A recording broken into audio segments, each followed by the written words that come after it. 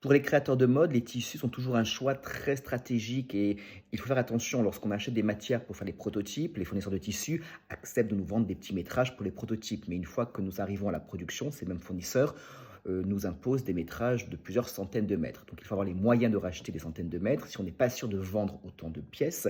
Donc c'est assez compliqué. Et ce que je conseille souvent à mes élèves, surtout lorsqu'ils démarrent leur collection, c'est d'acheter moins de matières, d'accord, mais de les anoblir. En fait, c'est très intéressant d'anoblir une matière parce que vous avez, admettons, un tissage, une laine écrue, donc vous l'utilisez comme une laine écrue, mais cette même laine, si vous la passez en machine pour la teindre, eh bien, par son coloris nouveau, elle deviendra une deuxième référence. Cette même laine, si vous vous amusez à couler, par exemple, dessus du silicone, du latex, il faut faire des expériences.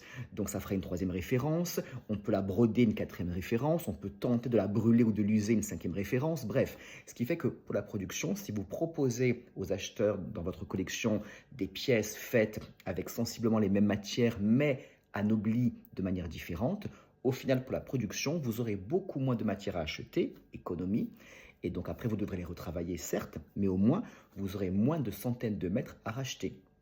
Et votre production sera mieux gérée sur l'achat des matières. D'accord? Donc pensez-y, c'est très important, surtout lorsqu'on démarre un travail de collection. À très bientôt.